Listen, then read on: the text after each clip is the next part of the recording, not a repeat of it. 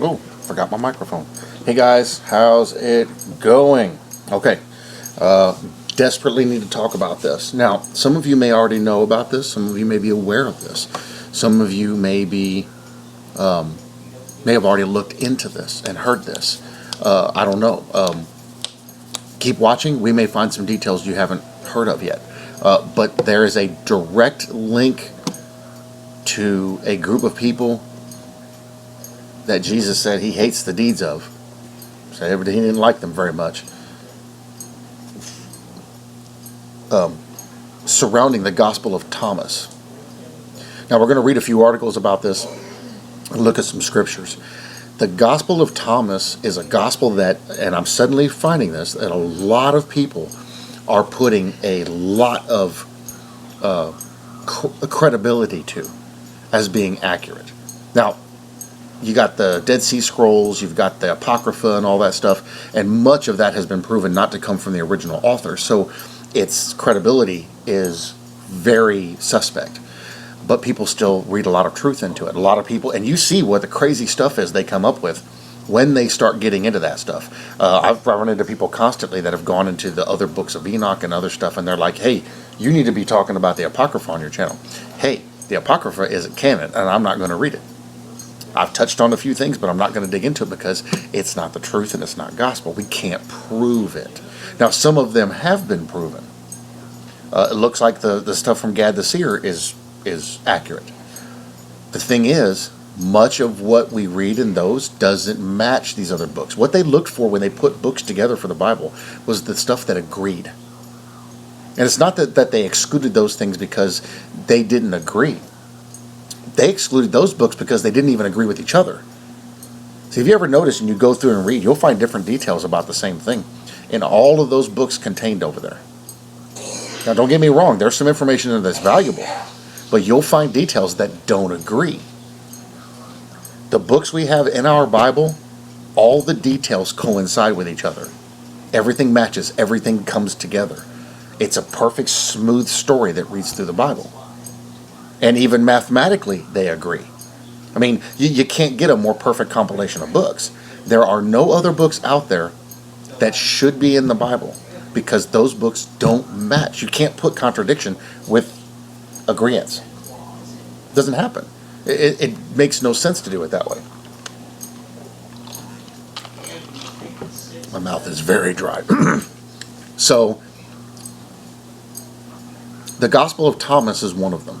And this is something that people put a lot of credence to.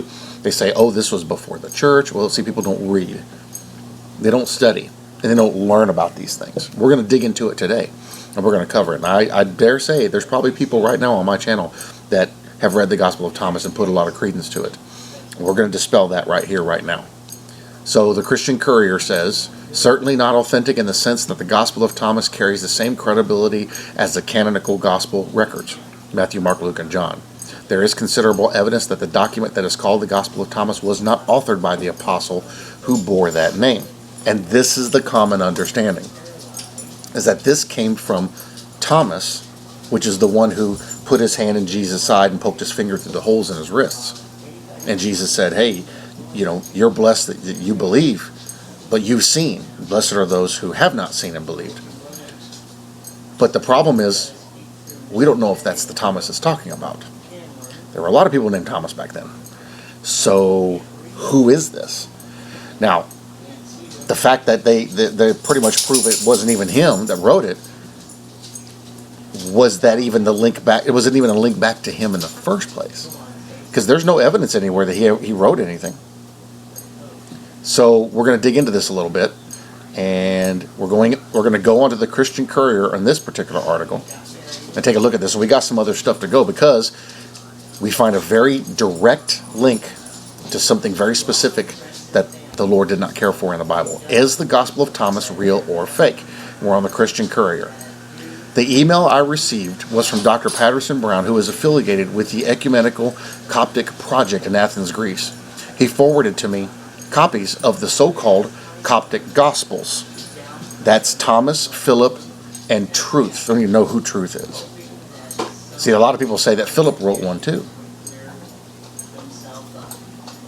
There's a problem with these books. Watch. With reference to the Gospel of Thomas, Dr. Brown wrote, significantly, Professor Helmut Koester of Harvard University, speaking as president of the Society of Biblical Literature, has declared that nearly all biblical scholars in the United States agree that Thomas is as authentic as the New Testament Gospels. When you hear somebody say that, you immediately need to go, I need to check on that. Because from what I found, most of them in the USA, in the United States, don't agree with it. Hold on just a second. Let me let these dogs out so they're not raising Cain. All right, dogs are out. Yeah. Angus saw a tree limb move, thought it was a squirrel. Okay, so what I found in this is that biblical scholars in the greater number don't agree. Authentic in what sense? This is what he asked right here. In what sense? Certainly not authentic in the sense that the Gospel of Thomas carries the same credibility as the canonical Gospel records, Matthew, Mark, Luke, and John. See, when you go into Matthew, Mark, Luke, and John, and this is what's great about listening to people like Chuck Missler, is they went into the science behind these books. In just those 4 books, here's what and I'll just touch on what he covered. And there's actually a video, if you go on to Cornea House and watch, there's a video there where they went into the mathematics of this. And somebody back in the 1700s had already done this. I think it was 1753. I can't remember the guy's name. And he did, what they talked about is they went through and they looked at things like, in those 4 books, how many words were the same between all the books? Well, they counted them up. The same words used. And the number was divisible by 7. Then they took and they went, how many words are used specifically for each of those books, not used in the other ones? That number was divisible by 7. And the individual numbers were divisible by 7. Then they went through and they looked at words that were only specific for this one or this one. And every single time, every number they came up with, no matter how they did it, between just those 4 books, came up to a number that was divisible by 7. And so they did a little more digging, and they found 39 different points that just those 4 books, Matthew, Mark, Luke, and John, where they came together, and every time the number was divisible by 7. And the odds of 4 different books written by 4 different people, written at 4 different time frames in 4 different locations. You know, they couldn't just, Matthew couldn't call up Mark and go, hey, what you writing down here? Oh, yeah, okay, we're writing it. No, it didn't work that way. They weren't in communication with each other, and they were writing these books at different times. The odds of them coming together that way and having it match that good was 10 to the 17th power. That's a 10 with 17 zeros next to it. Let me type that number out, just so you can see. So, 10. Now we go 1, 2, 3, 4, 5, 6, 7, 8, 9, 10, 11, 12, 13, 14, 15, 16, 17. 10 to the 17th power. Let's see what that brings up when I hit the orders of magnitude. The guy in 1753 that did this found 79 points. The odds for that happening, they can't even chart it. It was so far. It was like 10 to the 53rd power. I'm not going to type out 10 to 53, but that's an order of magnitude. You know who does orders of magnitude? God. There is no way human beings could do that. So when they had seen that other guy's work, they took that and they sat down and did calculations. They were like, how long would it take for a computer nowadays to put something like that together? 4 books, just like that. They gave the computers the information, and the computers calculated. They said it would take 4 million computers 1,000 years working at 4 billion bits of information a minute to come up with that kind of calculation, to be able to match those 4 books perfectly. That's why those books are in the Bible and these other books aren't, because these other books don't match. Now, in the case of Thomas and Philip and Truth, these 3 Gospels, quote unquote, don't even come close to even agreeing verbally or textually to anything else in the Bible. Anything else in the Bible, not just those 4 books. That's the scary part. There is considerable evidence that the document that is called the Gospel of Thomas was not authored by the apostle who bore that name. Chances are high that it wasn't even authored by, or even that the Thomas they were referring to wasn't even the right Thomas. Now, here's what the common practice was back in the day. And this is why the other books of Enoch are so dangerous to take as truth. Back in the day, it was common practice to get some papyrus, write down your own scripture, and it was Satan that was doing it, and present that as a booklet. The chances are very high that the first book of Enoch isn't even an accurate book and isn't the original book. They said they found several different bits of handwriting in there from different people in the original scroll. It's highly likely that didn't even come from him. This is why we have to be careful what we read and believe. What are the facts relative to this ancient text that has caused such a sensation in recent years? Now, here's where it gets really interesting.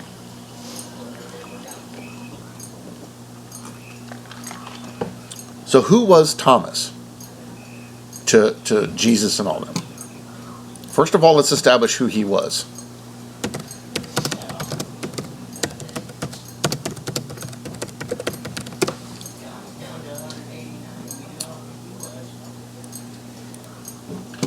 Thomas was one of the 12 disciples of Jesus Christ. In the Bible, Thomas was also called Didymus.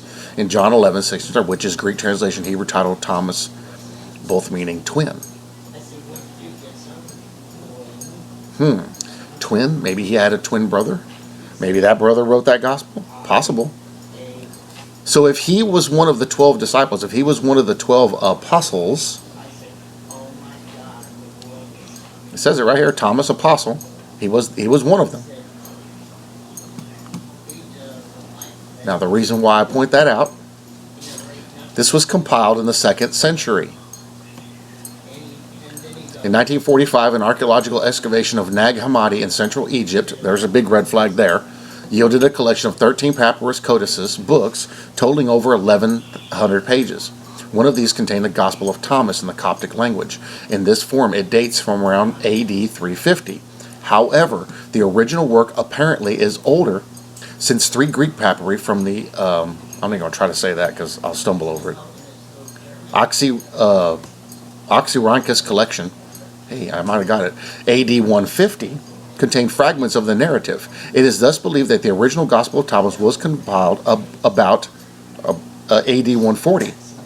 Probably in Edessa, Syria. Some scholars push the date a little later, AD 150 to AD 200. There is no evidence that this work existed in the 1st century, even though those associated with the bogus Jesus seminar so allege. Do you know why this is in here? If he was one of the 12 apostles, and John was the last surviving apostle when he wrote Revelation in 66 AD? To 69 AD, whatever it was. See, all the apostles were dead before the temple was destroyed. None of them lived after 70 AD. So if this is a 2nd century work, how did Thomas survive that long? Because that would have made Thomas, at 70 AD, Thomas would have been almost 90. So that means Thomas would have had to have lived to have been 170 years old, in order for the stuff to be legitimate. So right there, that completely takes this book completely out. Now, people are going to say right away, they're going to say, well, the other books, they come from way later than those guys. No, they don't. Actually, we found the books that are within 12 years of the apostle becoming an apostle. So they're like, these guys wrote these books. Now, we have no problem saying that John wrote the book of Revelation. We can date it right back to his time frame. Within a few years. The other guys, it's the same thing. They've even found recently, almost every week they find something now, they found scraps of the book of Exodus. And they match perfectly what we have now. And they've traced it literally back to Moses. We have the evidence that shows, and the original writings for this stuff, bits and pieces of it. We know that this stuff is real. We can't even trace this back to within 50 years of Thomas. Well, if we can't get this back to even 50 years within Thomas, there's a problem there. So this wasn't even around when Thomas was alive.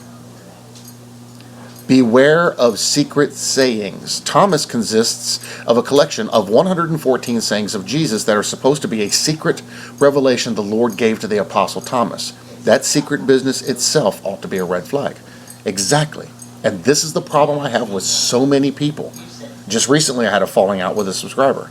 Love the guy to death. But it was like everything was always a secret. We had to go through all this rigmarole in order to discover what was being said. God and Jesus never hid anything. It was hidden in plain sight. People who actually read the Bible had no problem finding it. And we're doing that now. We're discovering all these interesting details in here now. It's because we want it. He didn't go out of his way to hide it so anybody could see it. He talked in parables. Yet anybody who understood parables, or in the Old Testament, dark sayings, they understood exactly what he was referring to. It's only hidden from those that don't believe. So I hate when people talk that way, because they think they're doing something awesome, and by hiding it in cryptic text to see, well, I'm going to test this person and see if it's not up to you to test anybody. Jesus didn't do it. God didn't do it. We're not authorized to do it. But here we have a whole book full of this stuff. These are secret sayings. Some of these sayings repeat the words of Christ from the canonical gospel accounts. About 40 of them are entirely new. Most scholars believe that the Gospel of Thomas is significantly contaminated with the ancient heretical philosophy known as Gnosticism. Now, why is that important? Because if that's the case, we can trace back exactly to the group that did this. And it would be no surprise if there were people with these surnames in this group. Let's skip over here real quick. Gnosticism. What is Gnosticism? A prominent heretical movement of the 2nd century Christian church. That would be when Thomas was written. Did he find a squirrel? Maybe he found a cat. Do me a favor, close that main door to kind of drown that out a little bit. Yeah. Thank you. Didn't help much. 2nd century Christian church, partly of pre-Christian origin, Gnostic doctrine taught that the world was created and ruled by lesser divinity, the Demiurge, and that Christ was an emissary of the remote supreme divine being, esoteric knowledge, gnosis, of whom enabled the redemption of the human spirit. So they come up with some weird stuff. Now, I'm going to link a bunch of this stuff in here so you guys can read this for yourself. So Wikipedia says Gnosticism is a collection of religious ideas and systems that originated in the 1st century AD, which it did. We're going to look at that. So the other one said 2nd century, but watch. Among early Christian and Jewish sects. These various groups emphasized personal spiritual knowledge, gnosis, over the orthodox teachings, traditions, and authority of the church. They elevated themselves above. Now, some of you are going, I know exactly who that is.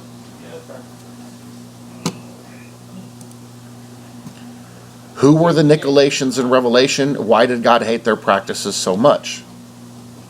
Buried in a letter to the church of Ephesus, Revelation 2, John has a number of remarks against this church located in a city that had a famous temple to Diana, the Roman version of the Greek god Artemis.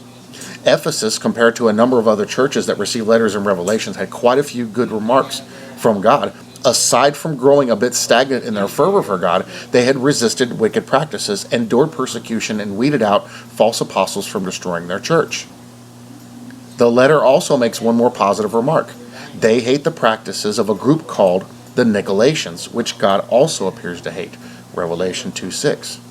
Although it's not out of the ordinary for God to hate practices of pagan groups, such as the child sacrifice of the Canaanites in Leviticus, this group mentioned seems to stand out from other sects that have arisen in Scripture and throughout church history. Nicolaitans have drawn a great deal of scholarly debate because much known about the group still lies in obscurity. They came about during the time Jesus was walking this earth, because there were people, and we're going to get into this in just a minute here, there were people that joined up, Jews and Gentiles that joined up and got offended and didn't agree with what was being taught. So in their mind of minds and in their grand illusion of what they thought they were, they decided, well, we're going to make our own belief system. And that's what they did. That's where this came from. That's why he talks to John about this stuff. That those churches were having to deal with that. They gained a lot of foothold during that time and still have it today. They're not called Nicolaitans today, but we run into them on YouTube all the time. It's pretty much anybody who goes outside of canon falls into this group. Now, the Council of Nicaea tends to lean this way too. We might be able to get into that here in a minute. So why did God hate the practices of this group so much? And how did they make their way into Revelation, in history, and possibly found their way into our society today? They are actually very powerful today. Nicholas, possible founder of the Nicolaitans in the Bible. Who was Nicholas? You guys remember Nicholas? Got offended and left? The Nicolaitans appear to come from a sect group at a time that followed a man by the name of Nicholas. His name can derive from a Greek root meaning conqueror or destroyer. Some think Nicholas is the same man who appeared to convert to Christianity in Acts 6:5, but lost his way to a teaching known as Gnosticism, a heretical teaching that swept away many members of the church in the second century. So that's where they gained their power. But nothing other than the roots of his name seemed to link him to that sect that seemed to plague the church in Ephesus. Let's go to Acts 6:5. Okay. And the saying pleased the whole multitude, and they chose Stephen, a man full of faith and the Holy Spirit, and Philip and Prochorus, Nicanor, Timon, Parmenas, and Nicholas, a proselyte from Antioch. These were the guys who were going to be chosen, possible, as a replacement apostle. So you see right away we have Philip and we have Nicholas here. They probably, when we have the Gospel of Philip, they probably got mad because they weren't picked. See, that was an illustrious position in the church, to be an apostle. You had full authority all the time. Now, another side fact, as we see other scripture talking about people who have gone and made their own churches or took over churches and they were preaching the wrong thing. These people got mad. So, in Acts 6:6, whom they set before the apostles, and when they had prayed, they laid hands on them. Then the word of God spread, the number of the disciples multiplied greatly in Jerusalem, and a great many priests were obedient to the faith. A great many. Notice it says a great many of the priests were obedient to the faith. Not all of them. Then Stephen got martyred, and it goes on from there. So you see what's going on here. We've already got names that we recognize linking to this that were present and most likely got offended during that time. Now there's another one. It wasn't Nicholas, it was someone else. Who was it Paul said? Let me Google it real quick.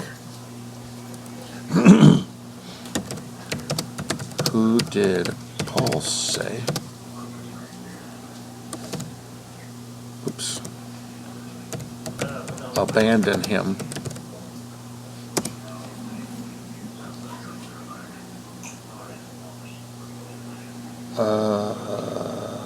Was it 2 Timothy 4, 9 through 16? Let's take a look. 2 Timothy 4, 9 through 16. Let's see. Yeah, for Demas has forsaken me, having loved the present world, and has departed for Thessalonica, Cretans for Galatia, Titus for Dalmatia. Only Luke is with me, and Mark. I thought there was someone else.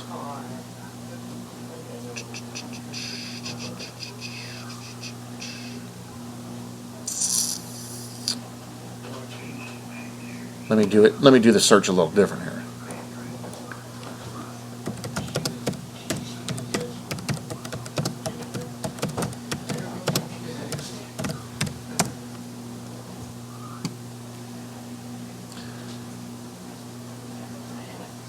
Acts 15:38. Let's take a look at that.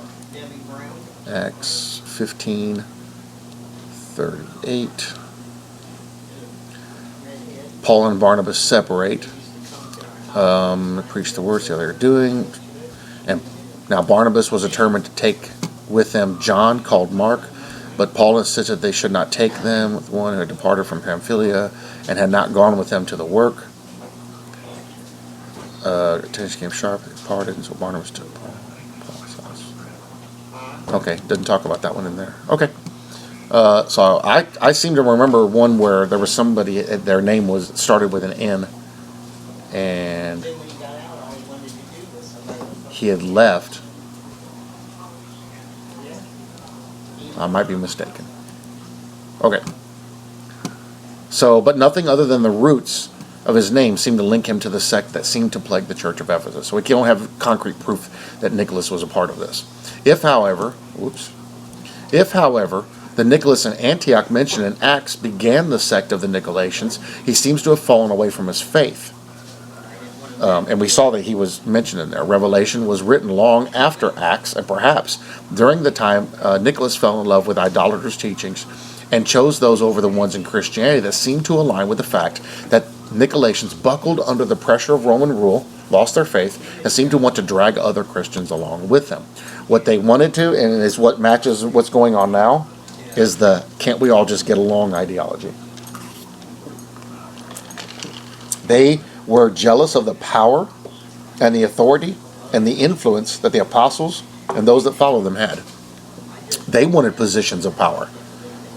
Can you not look across the world stage today and see the same thing in the church? We have the same thing that was happening back then. Nothing new is under the sun, just like the Bible says. What they had going on 2,000 years ago, we got the same thing going on now. Funny enough, you can link what's going on now straight back to what that group and what was happening then. Doctrine and practices of the Nicolaitans. Who were the Nicolaitans in historical context? Later in chapter 2 of Revelation, the author seems to link the practices of the Nicolaitans with the practices of those who listened to Balaam. That's in Revelation 2, 14, 15. It is in there. Those who followed Balaam back in Numbers used Midianite women to seduce the men of Israel and lead them to worship other gods.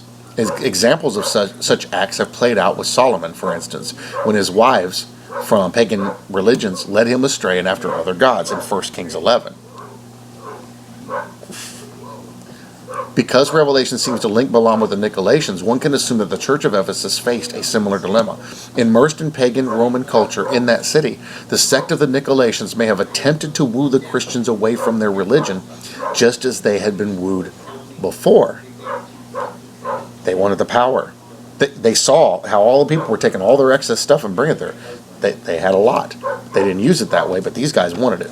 Nicolaitans also appeared to eat food offered to idols, which Acts appears to disagree or decree against. It's in Acts 15. You all remember that big meeting they had. Although this one doesn't seem like a major offense in their context, they had committed a serious spiritual crime. Why does the last one matter? Sorry for the barking. Roman rule required sacrifice to their gods. Emperors such as Decius attempted to weed out Christians by enforcing sacrifices to various Roman deities. Those who resisted faced persecution and possible execution. Guarantee you they were executed. The Nicolaitans appeared to conform to this Roman culture and seemed to encourage Christians in Ephesus to do the same in a time of dire persecution. 1 Corinthians 6:12. In eating the food given to the idols, this implies they had gone to the temples to receive this food and would have had to engage in the immoralities there to acquire this meat. In many of these temples, it was a requirement for you to go and to butcher an animal while having sexual intercourse. Because then it would hang it upside down and then pour the blood all over you. It was a similar act of like with Jesus being washed in his blood. What they did is they took it seriously. Well, everybody worshiped calves over there, the cow gods. So they would do that with calf's blood while they were having intercourse. So they had prostitutes that worked in these temples. Then you would get the food and go on home. Yeah, that's what they did. It's easy to find. Look it up. It's horrible. Some of the stuff they did was disgusting. The same thing happens today. The same thing. Believe it or not.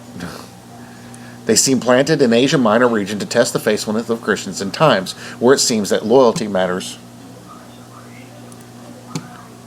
Get out of here. Where it seems the loyalty matters most when physical and spiritual life and death are on the line. The Nicolaitans now Although the sect of the Nicolaitans seems to have disappeared into historical obscurity, ideologies of this group seem to persist today. No, they're actually very, very strong today, but they're not called Nicolaitans today. In American culture, Christians now face a choice to blend in society or stand out in this culture of compromise. Many people in the church today, like Solomon, attempted to marry several wives in a spiritual sense. We serve both God and money, and insert idol here. Cars, boats, whatever. But we can only serve one master. Our culture is reaching a tipping point where we do have to choose who we will follow. It requires sacrifice on our part. We can serve gods or God, and if we choose the latter, like the Church of Ephesus, we resist the Nicolaitans in their attempts to drag us with them in acts of idolatry and immorality. The Nicolaitans are alive and well today. I guarantee you. They do everything, all their idea, all their understandings, everything is all present today because the core of their religion was idol worship.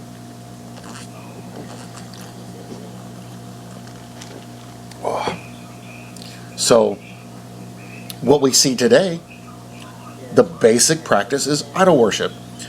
Christians who have idol worship fall into the Nicolaitans. And they are the greater number in Christianity right now. That's the scariest part of this. They disappeared, but they sneaky infiltrated back into the world. It's all satanic. It all came from Satan.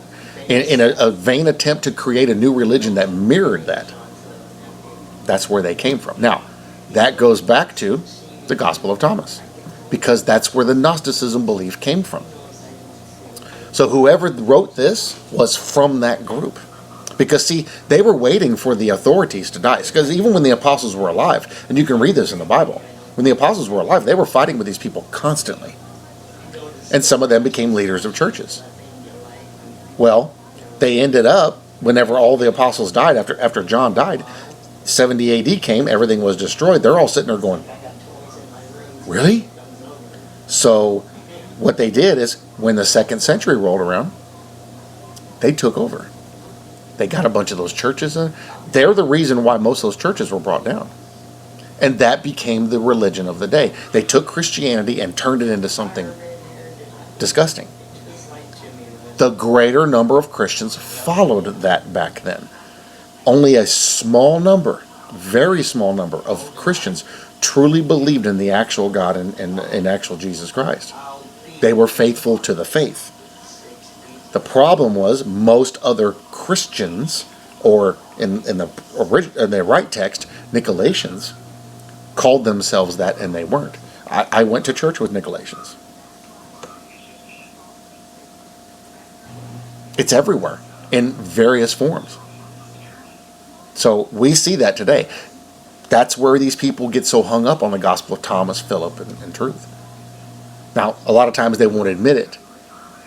When you know where this kind of stuff comes from, you can directly address them. Well, then they don't know what to do because they're supposed to keep it a secret. It's been like that for 2,000 years. Oh, don't let people know you believe like the Nicolaitans. You're a Christian.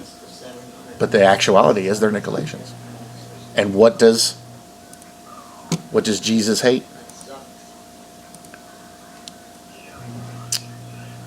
But this you have, Revelation 2:6, that you hate the deeds of the Nicolaitans, which I also hate.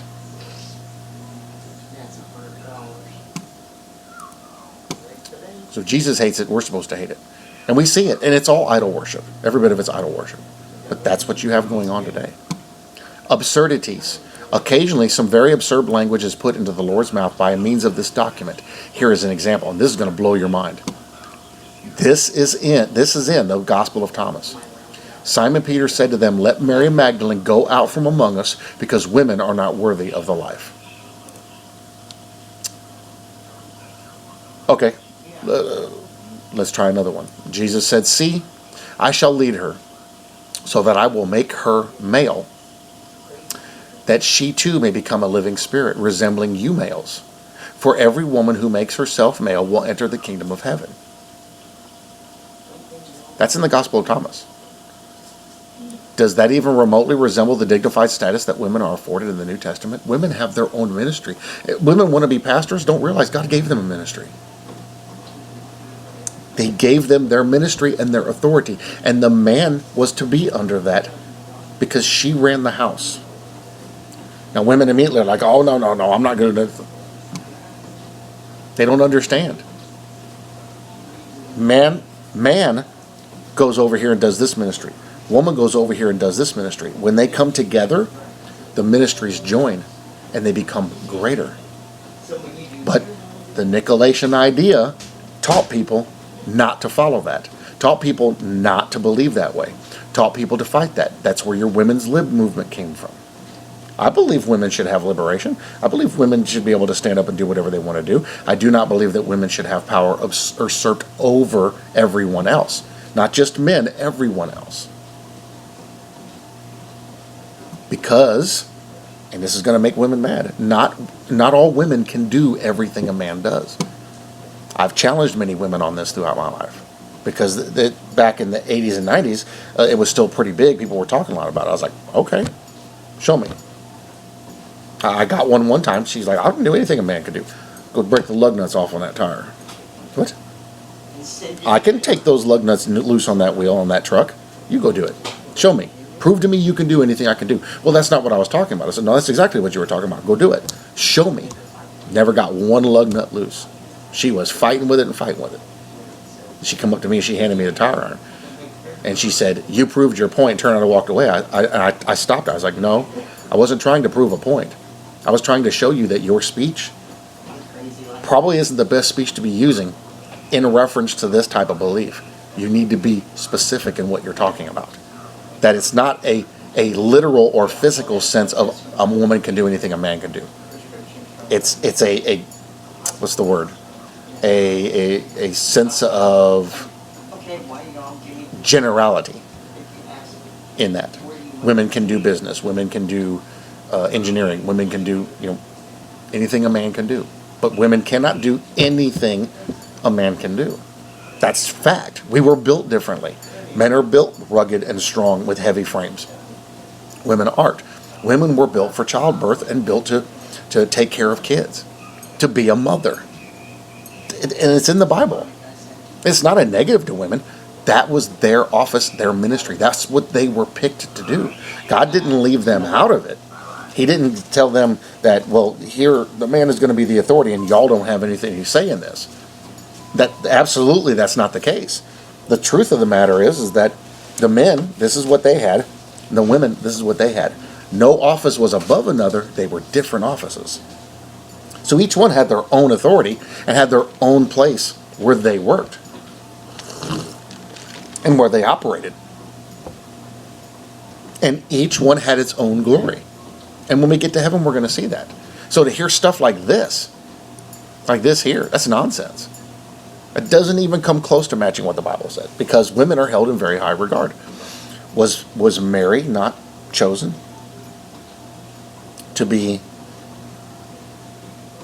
the mother of Jesus Christ? Yeah. Evidently she was held in pretty high regard. What did the angel say? You were highly favored? Just saying. People got the wrong ideas about this stuff. And what they end up doing in an attempt to raise women up, they end up pushing them back down again, not realizing that all of us are on an even plane. What about that part in the Bible where it says the women shouldn't speak in the church? You have to go look at the context contained within those scriptures and what they were referring to. It wasn't about their time frame. It applies to our time frame now. It was about the roles we were placed in by God. Women should not be pastors. But can a woman be an advisor? Absolutely. Can a woman actually, well, not even supposed to be an elder really, but they can be an advisor, a counselor. A pastor and his wife can have the same authority in the church without the wife being a pastor. See what I mean? So let's say you've got two male elders, a male deacon, and a male pastor, but a woman has a lot of gifts, real good knowledge of the scripture, and comes up and what part can she play in this group? Well, she can't be a deacon. She can't be a bishop. Bible doesn't give any rules for that. She can't be an elder. She can't be a pastor. because the Bible says that doesn't work. She comes up now and is a counselor, or she is a researcher, or she plays a role that supports these other roles. Her role isn't any lower than theirs. Her role is just different. That's how it was picked for. But this kind of stuff here lowers their status down. But there's people that like this stuff. I run into them constantly. I had a guy, a woman came one time, a couple months ago, to my channel. A guy had been following her, comment section to comment section, and was stalking her and harassing her. And I blocked him because he looked down on women. I imagine much of his understanding probably came from this nonsense. It's ridiculous. So please don't misunderstand. I don't look down on women at all. They have a role. Me and my wife, when I'm weak, she's the rock. When she's weak, I'm the rock. We support each other 50-50 perfectly. But there are certain things, and we both understand this, there are certain things where I have to make a decision and not invite her into it. There are some things where she has to make a decision and not invite me into it. We each have our individual roles, but our roles come together and join, and we become one. Our ministries, our different ministries become one. The Gospel of Thomas, an apparent fraud. R.K. Harrison was well noted that this apocryphal work cannot in any sense be called a fifth gospel. It is readily apparent that the so-called Gospel of Thomas has no place in the inspired canon, and history has been correct in rejecting it. Some modern scholars, to the contrary, notwithstanding. There are a lot more people than you think that receive this. There are, however, two important points to be made in this connection. One, the dependence of the Thomas upon the canonical gospel records clearly indicate that Matthew, Mark, Luke, and John were recognized as the authoritative sources of information regarding Jesus of Nazareth. The fact that the narratives of Matthew, Mark, Luke, and John were available to a writer in Syria in the mid-2nd century AD is dramatic evidence of the widespread distribution of the sacred documents in the early years of Christian history. The reason why, and we covered this, Matthew, Mark, Luke, and John were authoritative sources was because the details matched. Is the wording the same? No, but everything matches. They support each other. It comes together. Old Testament, they support each other. All this stuff supports each other. So the conclusion is the 27 New Testament books are the only inspired records of the Christian age that have come down to us. Obviously, in the providential operations of God, they represent what we were intended to have Let me try that again. Obviously, in the I'm trying to hurry up because there's a lot of interruptions. Obviously, in the providential operations of God, they represent what we were intended to have to completely qualify us for Christian identity and service. That's in 2 Timothy 3:16-17. So, and that's just from this source. But there's other sources about this. Now, you can get this gospel anywhere. People are sending it out there. They're like, yeah, y'all need to read this. This is great. Y'all need to read this. I can download it for free right there. Gospel of Thomas PDF. So supposedly, what they're saying is that Thomas got some special words from Jesus. Okay? What about Paul? Did Paul get special words? Wasn't Paul unique among all the apostles in that he had very specific one-on-one time with Christ to get him ready for the ministry? Yeah. Was he not given a mystery to share? The church, rapture of the church, sent to the Gentiles? Yeah. Why doesn't Paul's go against the other scriptures?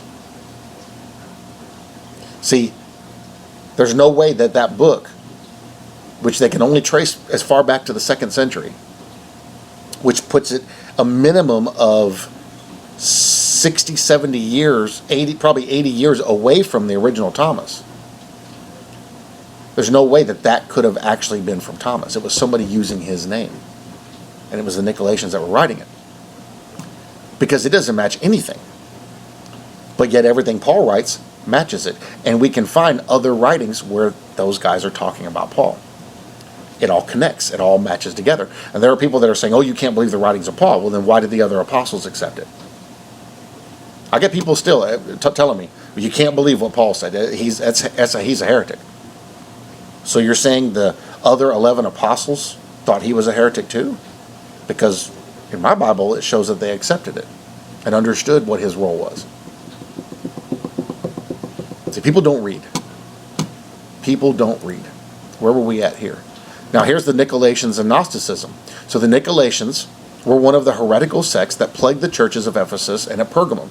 According to Revelation 2:6-15, Irenaeus, we've talked about him before, identifies them, because Irenaeus supposedly he learned right under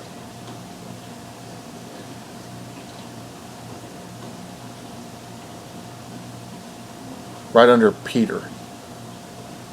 And there was someone else tied to him. But they were because he actually extended past the time of the apostles. Identifies them as followers of Nicholas, one of the 7 chosen in Acts 6, and as men who lived lives of unrestrained indulgence. He also relates them to Gnosticism. So Irenaeus, and this is someone who, I can't remember everybody, but supposedly he studied directly, he met John as an old man before he died. Supposedly he studied under one of the guys that studied directly under John, but supposedly he met him. And so he was very aware of the Gnostics and the Nicolaitans and saw them rise up. So he had a really good perspective of this and what was going on there. They call them Gnostic warriors. A lot of people support these people and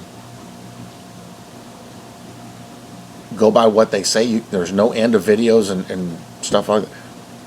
And it's all counter Christianity.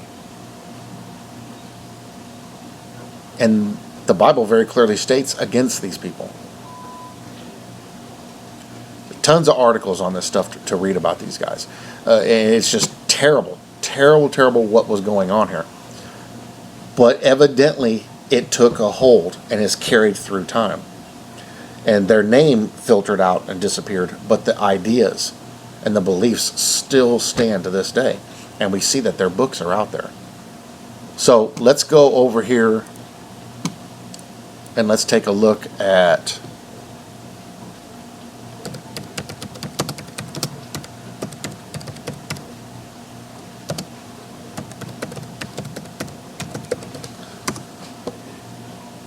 the Gospel of Philip.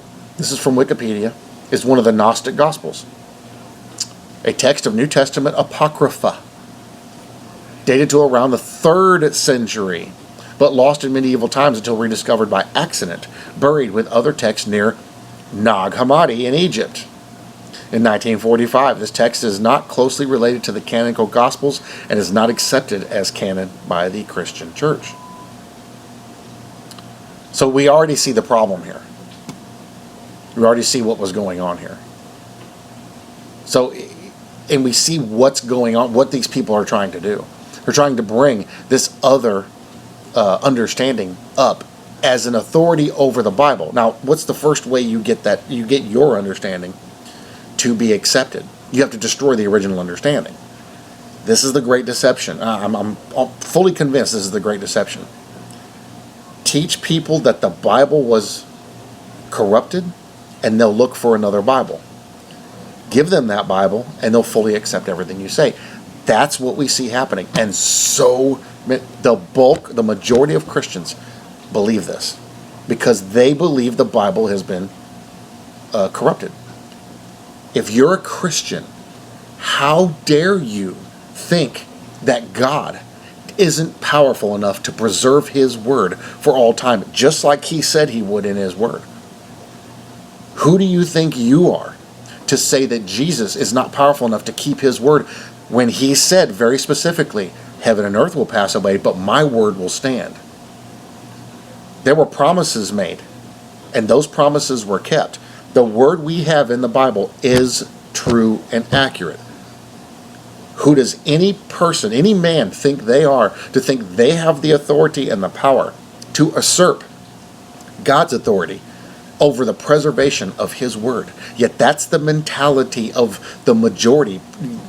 96% of Christians in the world today, of the 2.7 billion Christians in the world today, 97% of them, or more now, because of the falling away, they believe that the Bible is corrupted and they can't trust it. So what's the first thing they do? Look for something else. What's the most available text to go to? The Apocrypha, which contains the Gospel of Thomas, Gospel of Philip, Gospel of Truth. All the things that go against Scripture. That's why you get these attacks. That's why you get this weird understandings that people come up with. Nonsense, absolute nonsense that they come up with. They have no compass needle to guide them true. They have no anchor in the truth, no root in truth, because they're not basing their faith on truth. These are people, you can swing them any direction you want. You know what it takes to get to that person, you can make them believe whatever you want. Most of them believe in aliens and that we were seated here. Most of them believe in planet Nibiru, planet X, which doesn't exist. If you hear anybody talk about that stuff and preach about that stuff, you need to pay red flags need to go up and warn you about that person. I like Paul Begley. I don't listen to him anymore because that's the bulk of his preaching is on this Nibiru planet X, and there is no evidence of it. Where's the pictures? We just watched a supernova go off. Why don't they have pictures and views of this planet? There's people putting up videos showing a sunset with another planet. The sun's going down and there's another little planet over here. First of all, and this is, I got one guy on this. I told him, I was like, okay, so here's a video that shows the sun going down. You can see the sun. And in the foreground, in the sky, is this other little, looks like a planet there. And I mean, it's just spinning like crazy. You can see it really clear. Well, first of all, if it's out in space, you're not going to see it. Second of all, it would have to be behind the sun to reflect light. So why is it in the foreground?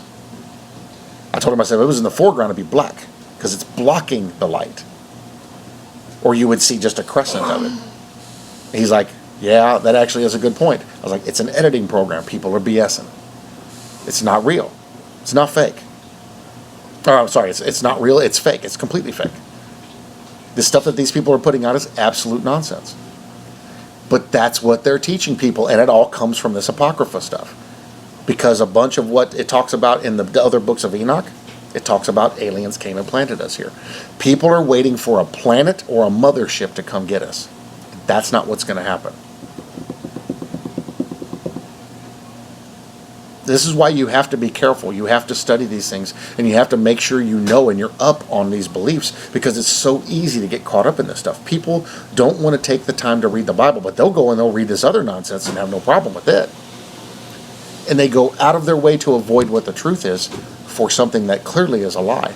But that lie gives them the tingle, makes them feel good about themselves, tells them what they want to hear, and fulfills their fantasies. No. You have to be truthful and be honest with yourself. Now let's go look at this other one. Gospel of Truth.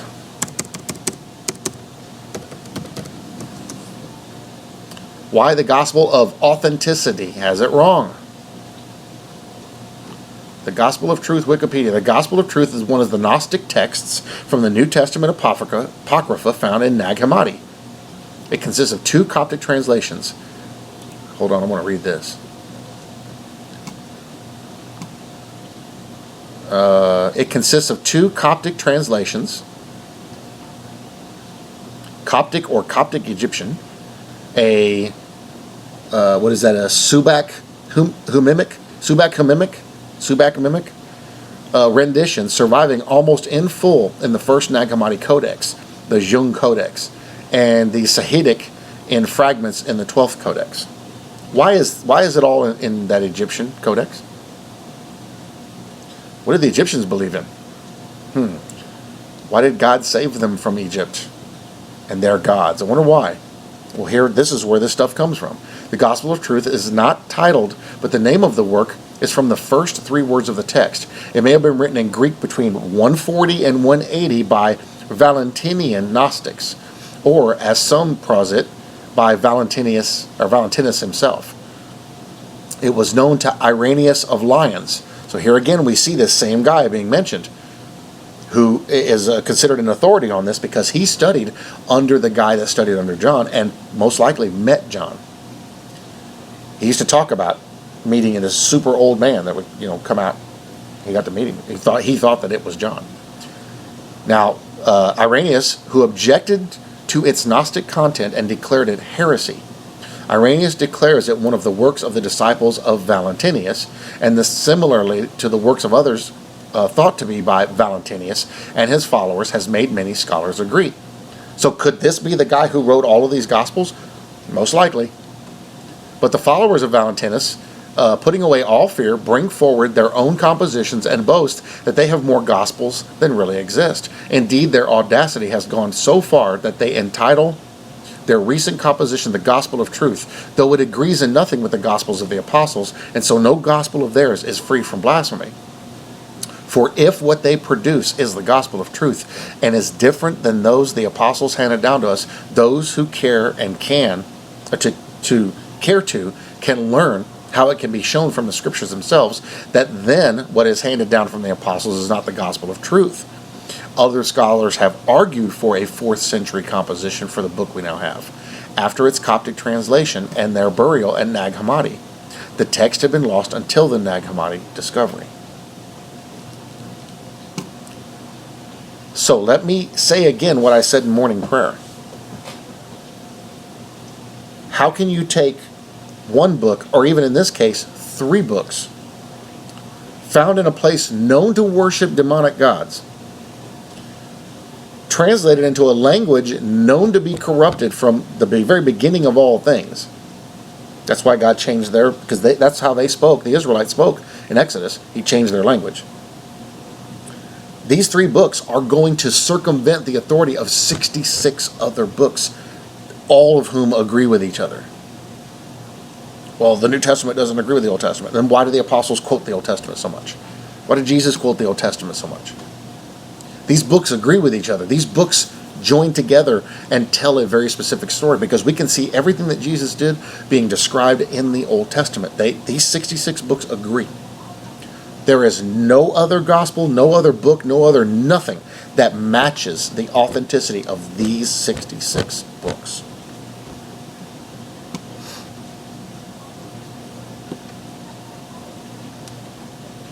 Mr. Christian, why did God make it 66? Why didn't he make it 67? Oh, funny you should ask. Well, because the book of Isaiah is a complete breakdown of everything happening in the Bible.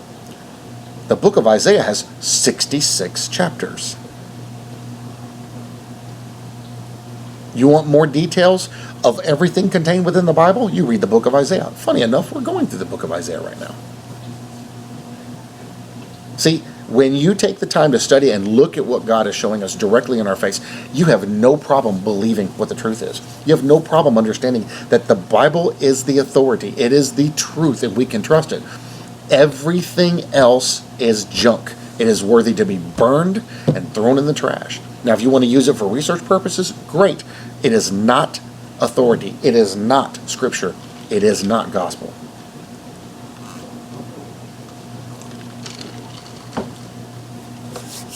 And the very fact that we can trace this straight back to a group of people Jesus did not care for. But this you have, Revelation 2:6, that you hate the deeds of the Nicolaitans, which I also hate.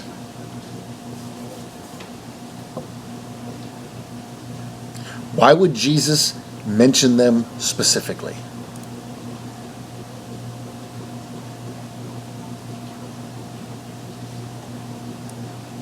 Let's be honest here. Why would Jesus mention these guys specifically? Unless there was something to be gained by this understanding. Unless this was a very strong single verse warning to watch out for this. These were the people who are the cornerstone of all the false understandings and faith that are carried out there today. And it's not the unbeliever perpetuating this. It is not the Satanists that are perpetuating this. It is Christians perpetuating this understanding because they think this is better than the Bible. Good luck when you stand before him and give an account for this. If you are not rooted in the truth, warnings, guys, warnings. Christians, hear this. These are warnings to watch what you believe in. Don't get caught up in these other YouTube channels that are going out of their way to lead you into idolatry. And you see it with your own eyes and never catch it. I see it. How many channels can I tell you of people who worship their things? And they show it in the videos. One of them, I like the guy too. One of them worships his car. That pretty black and white Charger. He loves that thing. It's idol worship. These other guys have all kinds of little things that they worship. And they don't even realize they do it. Who is it? Somebody out there, almost everything in their video centers around walking their dog. Idol worship. Animal worship is very old. Just saying. It's subtle, but it's there. Look, if we're going to talk about the gospel, let's talk about the gospel. Let's get into this truth. Let's not get off point and go into other things. Some people worship places. If everything in their videos is centered around Starbucks, hello? Do you guys know where the emblem for Starbucks comes from? Has anybody ever looked at it? Their coffee sucks. I got some coffee here right now that I get from San Marcos that is amazing. That stuff tastes like they cooked it over an open fire and burned it. Has anybody looked at the Starbucks emblem? And this is what we want to follow? This is what we want to relate to?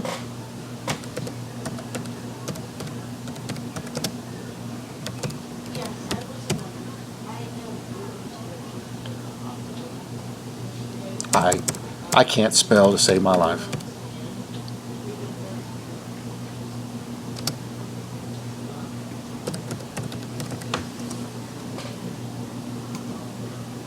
Okay, so you see the Starbucks emblem, right? Let's look at the images here real quick. So you see this woman here?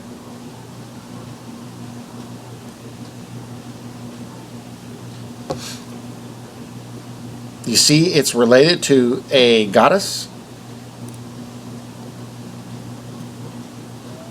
It's a twin-tailed siren from the 15th century. You literally can't make this stuff up. It's a perfect match.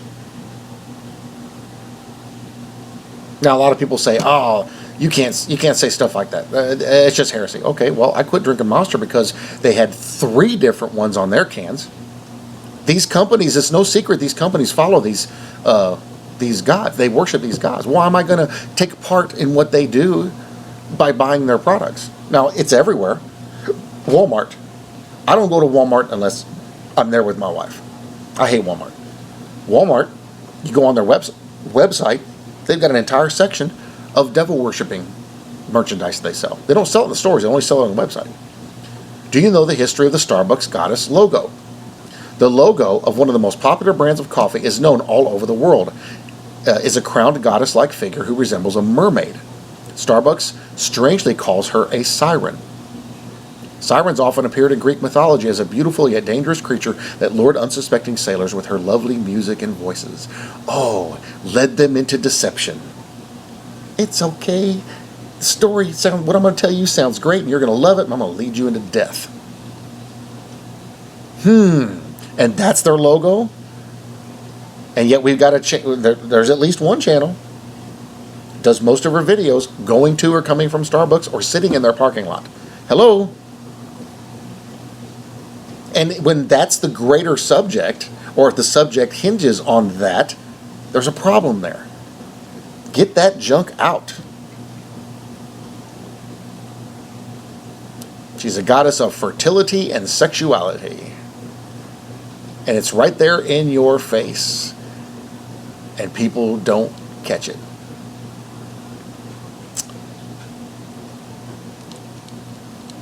Illuminati confirmed? Sure, why not?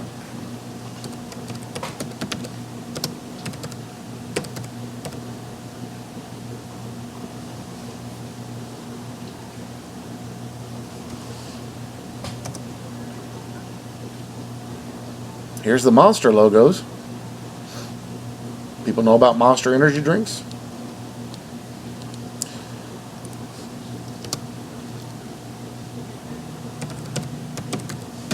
People think it's silly?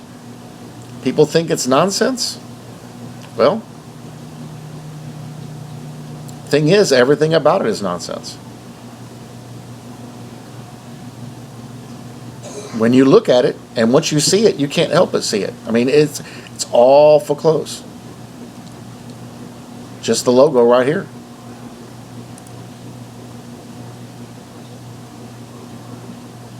It's almost like they're mocking us with this stuff, or Satan's mocking us.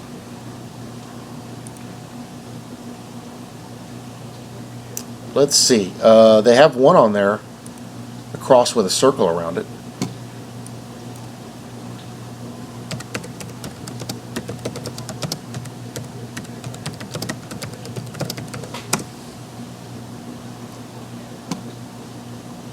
It's a Celtic cross or Celtic cross, depending on how you want to say it. But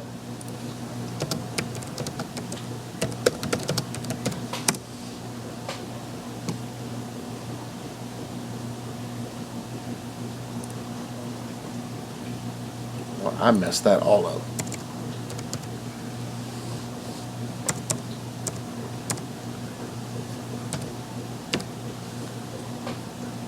My dexterity in my fingers is terrible.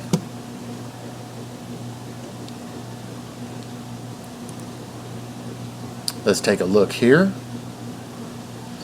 If it'll open.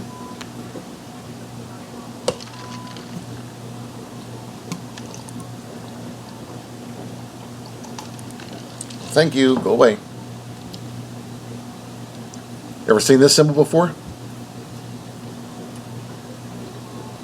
So here's the funny thing is that you look at these symbols and then look at them on packaging and stuff you buy every day. You can go through your cabinets. You can find these symbols on almost everything. Upside down version. Earth worship. Feminine worship. Regular triangle. Circle with the cross. The solar cross.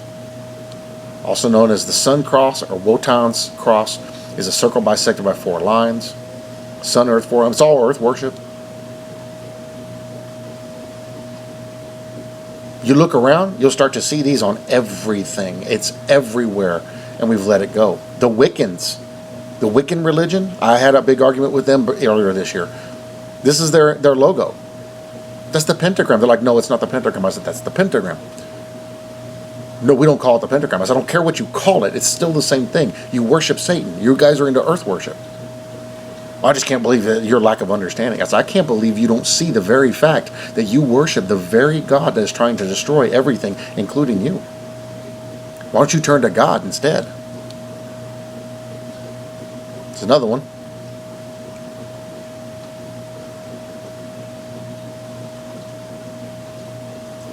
Seems innocent till you see what's behind it. Remember that one? We saw that one a while ago. That's where the Gospel of Thomas, the Gospel of Philip, and the Gospel of Truth were found. Eye of Horus, all over that stuff. On and on. There's Illuminati, all-seeing eye.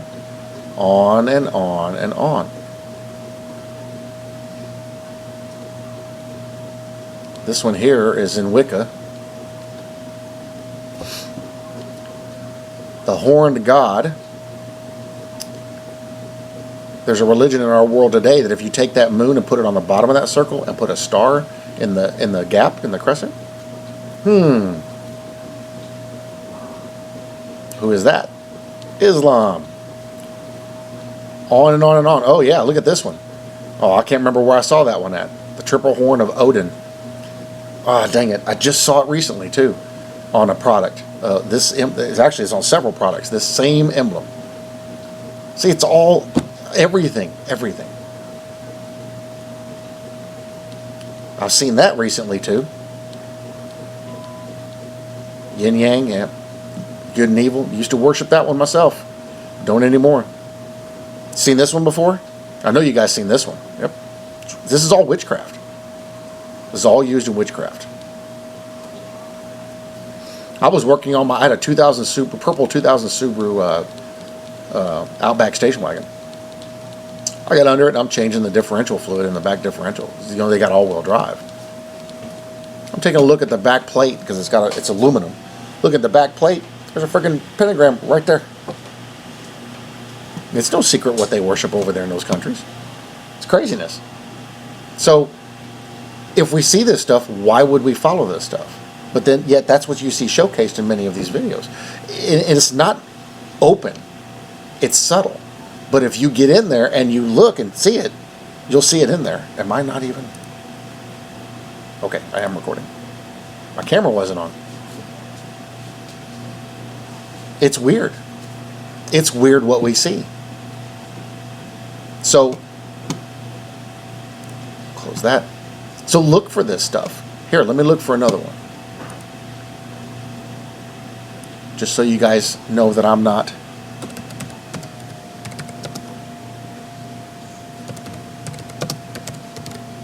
Wait, nope, it's the twin bull. And I'm not Xing myself out of this.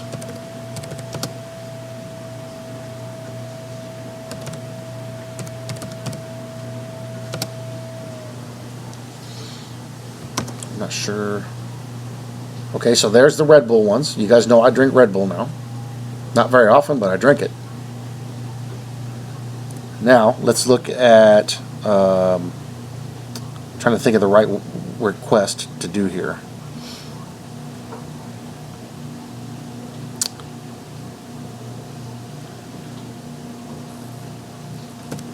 Idol.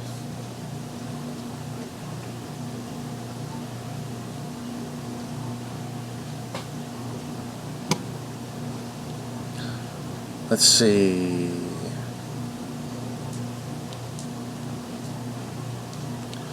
Let me try something else. Idol worship.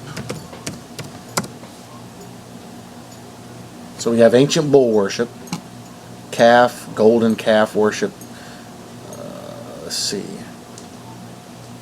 The symbolism of the bull is understood in holy books, and it's all Egyptian. It all goes back to Egyptian worship.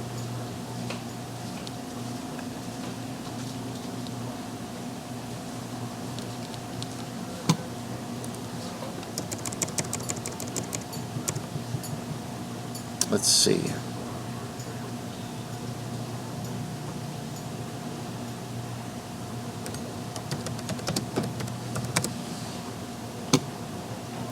The Illuminati bull god of the Bible. Notice that El was also known as the bull god Enlil, the god of the air. So now you know why Red Bull gives you wings and why Michael, Air Jordan, is the Red Bull who flies through the air just like the ancient Babylonian Shedu and Lamassu, or cherub, wearing the sacred Illuminati number 23. It's everywhere. It's everywhere. And you can't get away from it. It's impossible. Because everything has this stuff on here. And it all goes all the way back to what we were talking about. It all goes back to this stuff right here. And to Gnosticism. And to the Egyptian gods and everything, where all that came from. And it's here everywhere today. So when you're looking at these things, and you have people telling you these things that don't make sense, and you're like, well, where is that in the Bible? And they tell you, well, you got to go read in this. Immediately, your red flags ought to go up. And avoid getting into that if you don't know anything about it. But knowing about it helps you get into it more and be able to identify who you're dealing with and what they're talking about. Knowing about it helps you call that out, because they'll try to keep it a secret because they think they've got some special knowledge over everybody if they don't say anything. But if you already know and you bring it up to them, they can't hide it anymore. And most of the time they don't want to talk anymore about it. Or what will happen is, if you let them know you know where this stuff is coming from that they're saying, they'll just come out and attack you. It's crazy. So make sure you're studying in this. I'm going to link a bunch of this stuff into the description. Make sure you're looking at this stuff and learning more about it. And make sure that you're watching for this, because it's everywhere. It's terrible that it's everywhere. And no matter what you do, you can't get away from it. You know, I'm trying to eliminate as much stuff in my life that links to this stuff as possible. I almost never drink a Red Bull now. I'm taking myself off of them. I'm trying not to drink any energy drinks. I'm trying to get off anything. And not because everything ties to this in some way. And friends with the world, enemies with God. Enemies with the world, friends with God. And that's what the goal is. That's what I'm trying to accomplish in my life. I can't do all of it, but He knows what's in my heart, and He does with you guys too. But you got to know about these things and be aware of these things, because if you're not gonna. You can get caught up in it and not even know. All right, I'm gonna check this video before I post it and make sure that the camera was still working, because it was not on. It was asleep. But we'll see what happens. Okay, so look at this stuff, see what you think, and be aware. Be on guard. The warnings are going out for a reason. Be on guard. Watch out for these things. Guard your hearts and minds, and make sure that you are living the armor in Ephesians 6, because otherwise you're going to fall for this stuff like so many other Christians are doing. It's so easy to get hung up in these things, and I'm doing my best to try to avoid it, but also sound the alarm about it at the same time. All right, love you guys, and I will see you on the next video.